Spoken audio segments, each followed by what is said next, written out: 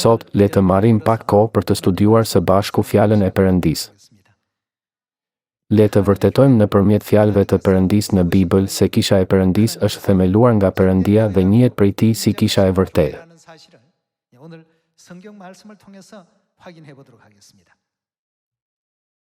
Le të shkojmë te e para e Korintasve kapitulli 1 vargu 1.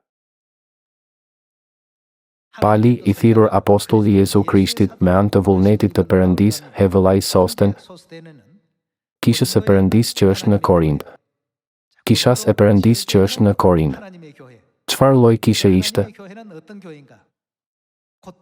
Thot, të shenjtëruarve në Krishtin Jezus, të thirrur shenjtor bashkë me të gjithë ata që në çdo vend e thërrasin emrin e Jezu Krishtit, Zotit të tyre dhe tonit.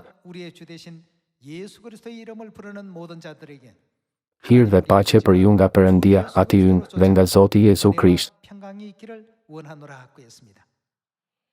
Kisha e Perëndisë ishte kisha ku mblidheshin shenjtorët që u shenjtëruan nga Jezu Krishti.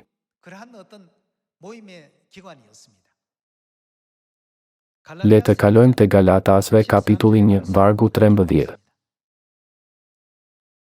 Aty thuhet, sepse ju keni dëgjuar për sjelljen time të atëhershme në judaizëm, si e përndiqja me egërsi të madhe kishën e Perëndisë dhe e shkatëroja.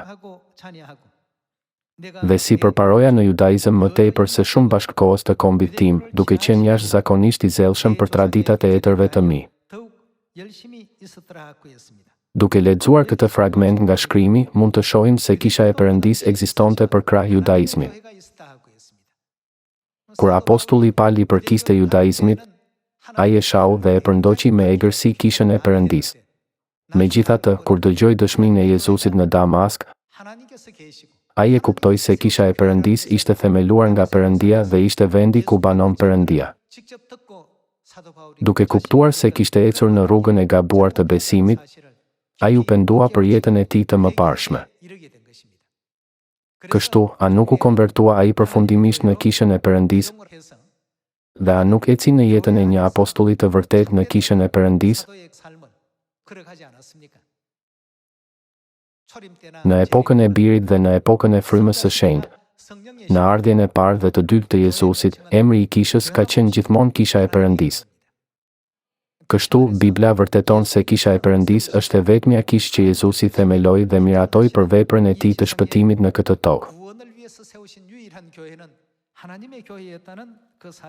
Me këtë, dëshiroj ta përfundoj predikimin e sotëm. Ju falenderoj shumë.